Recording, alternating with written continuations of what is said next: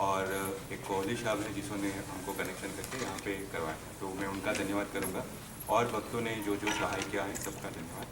अभी हम श्री राम को प्रार्थना करेंगे। मैं सत्संग वाणी का लाभ हूँ और शांति बनाए रखेंगे सत्संग के बाद भी। मंदिर परिसर है, जो ऊर्जा हमको मिली है व्यातों में हम व्यर्थ न करें। उसके बाद प्रसाद है, बट टाइम लगेगा थोड़ा, तो बीच में शांति से रामधुन करेंगे। जैसे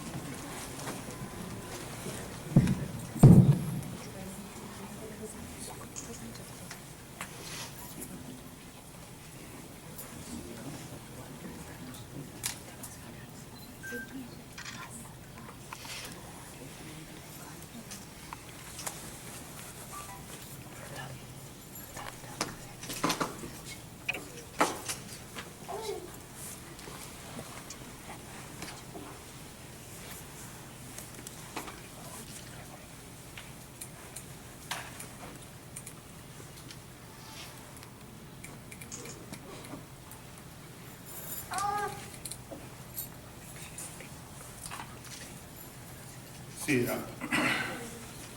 आज हम सब माँ वैष्णव देवी के दरबार में उपस्थित हुए हैं।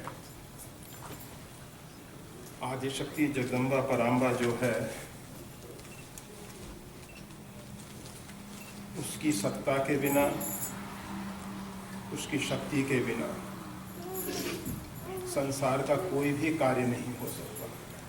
जब हम सब आदि शक्ति की बात करते हैं, आदि शक्ति अर्थात इच्छा शक्ति, क्रिया शक्ति और द्रव्य शक्ति, जिसको हम सब ने उमा रमा ब्रह्मानी के रूप में देखा है। एक परासत्ता है, पराशक्ति है, जिससे संपूर्ण सृष्टि जो है संचालित हो रही है। उसी को भिन्न भिन्न नाम रूप से संबोधित किया जाता है। यहाँ वैष्णव देवी की प्रधानता है। वैसे आप सबको शायद मालूम हो, वैष्णव देवी जो है वो नारायणी है, अर्थात नारायण की शक्ति है। लक्ष्मी जी और वैष्णव देवी में थोड़ा अंतर है। लक्ष्मी जो है नारायण की अर्धांगिनी है और वैष्णव देवी जो है उनकी शक्ति है। नारायणी के हाथ में, वैष्णव देवी के हाथ में शंख, चक्र, गदा, पद्म 4 आयुध हैं। यहाँ हम जो स्वरूप देख रहे हैं ये भगवती दुर्गा का स्वरूप है। ये दुर्गा जो है दुष्टों के संहार करने के लिए भगवती का स्वरूप है। प्राचीन समय से राज परिवारों में दुर्गा की पूजा होती है।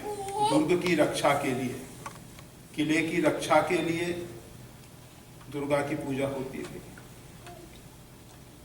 और बहुत से लोग जो हैं वैष्णव देवी का सही स्वरूप न जानने के कारण, वैसे जो भारत में वैष्णव देवी का स्थान है वहाँ सिर्फ पिंडी है, वहाँ कोई स्वरूप विशेष नहीं है। फिर भी अगर वैष्णव देवी की बात की जाएगी तो वैष्णव देवी जो है वो शंख, चक्र, गदा, पद्म धारण करने वाली हैं। उनका जो वर्ण है, रंग जो है वो श्याम वर्ण है। लक्ष्मी जी का वर्ण जो है स्वर्णिम है, पीत वर्ण है, स्वर्णिम। और ये भगवती वैष्णव देवी जो है ये पालन करने वाली देवी है। हम सब अपने जीवन में देखते हैं जन्म हमारा हमारी इच्छा से नहीं हुआ है। हर एक व्यक्ति जो है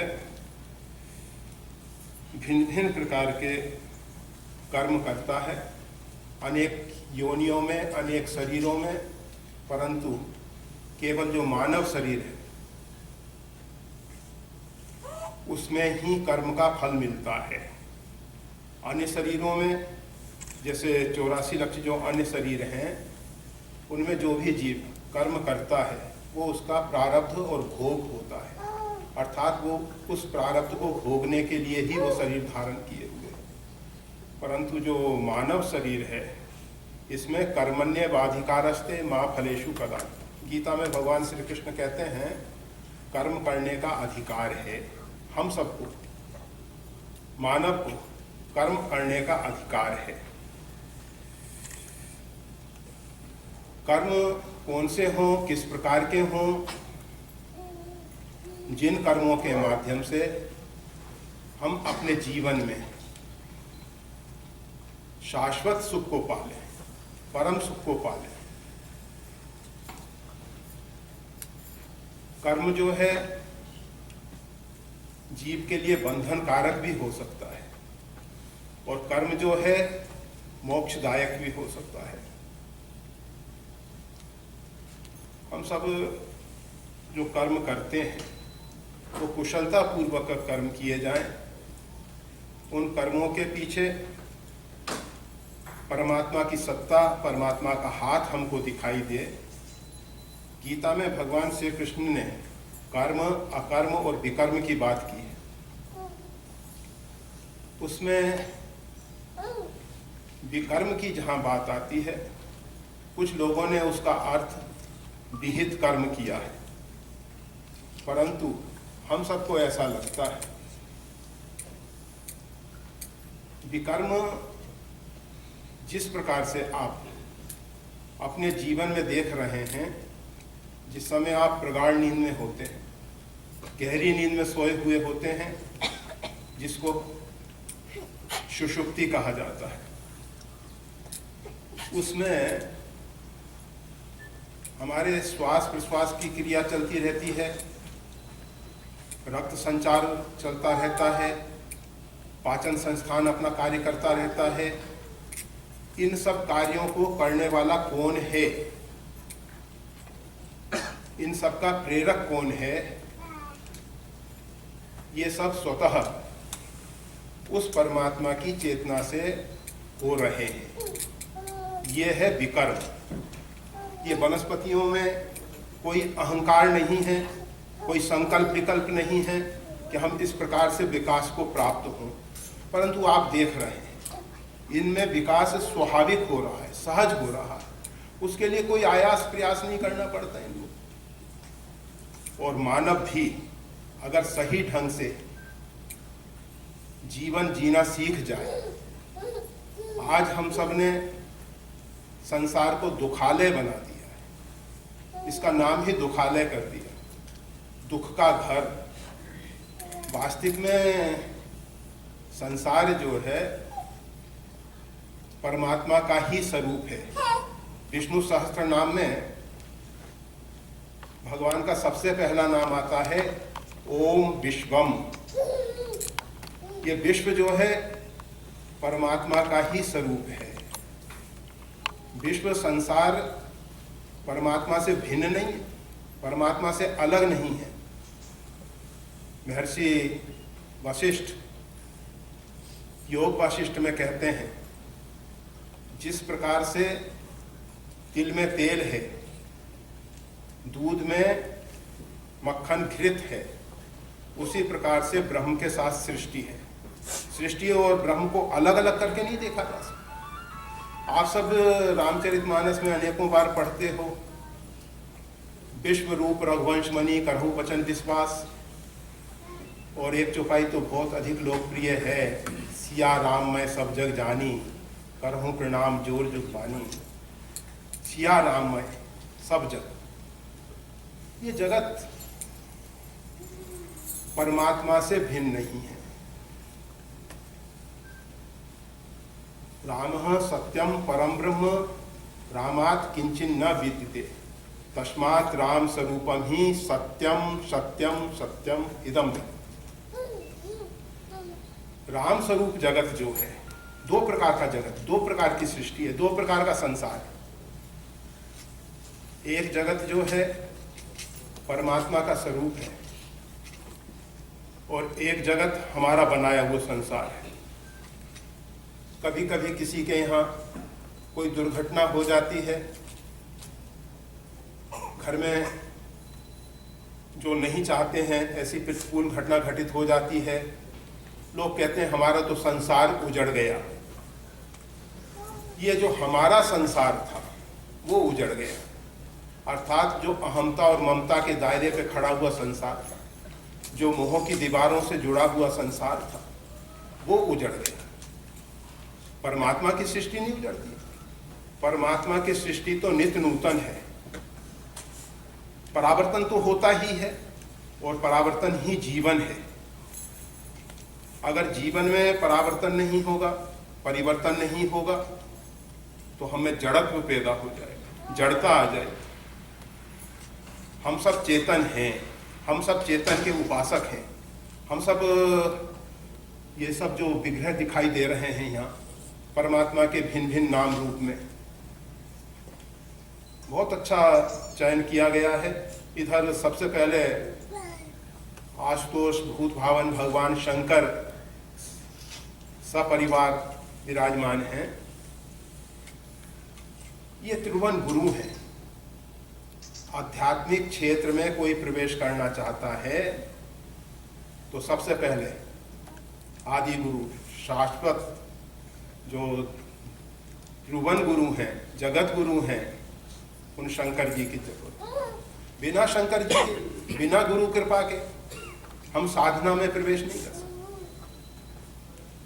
और जब साधना में प्रवेश करते हैं और जब हमारे अंदर सोई हुई जो चिति शक्ति है, आदि शक्ति जगदम्बा जो है शरीर के अंदर मूलाधार में चिति शक्ति के रूप में सुषुप्त पड़ी हुई है, उसको जागरण के लिए, उसको जगाने के लिए शक्ति जब जागृत होती है तो उससे जो हमको एक दिव्य ऊर्जा मिलती है, अलौकिक ऊर्जा मिलती है, अलौकिक सामर्थ्य मिलती है। उस सामर्थ्य से हम अपने जीवन के एक चरम लक्ष्य तक पहुंच पाते हैं। तो हम बता रहे थे कि ये जगत जो है परमात्मा से भिन्न नहीं है। जगत को मिथ्या हम सब नहीं मानते।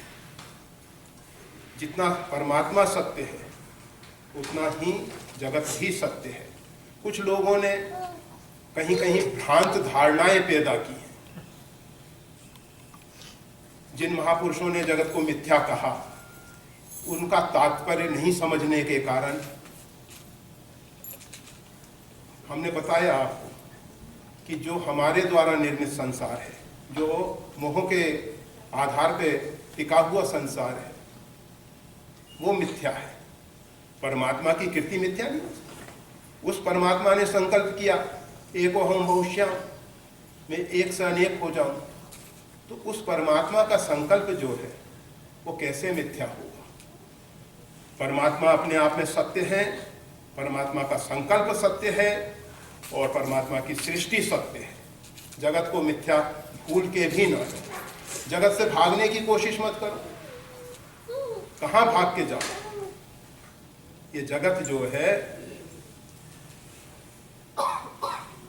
हम सब के लिए परमात्मा का दिव्य स्वरूप। रामकृष्ण परमहंस इसको बड़े अच्छे ढंग से कहा करते थे, साधना से पूर्व संसार जो है धोखे की टट्टी है और साधना के उपरांत आनंदमयी कुटिया है। तो ये संसार जो है परमात्मा के आनंदमय कुटिया है, बगीचा है।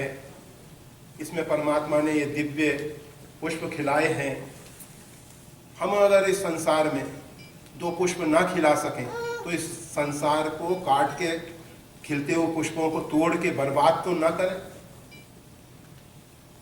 हम परमात्मा के संकल्प में सहायक हों, हम परमात्मा के संकल्प से विपरीत ना जाएं। अगर हम परमात्मा के संकल्प के अनुरूप चलना सीख जाएंगे तो निश्चित समझ लेना चाहिए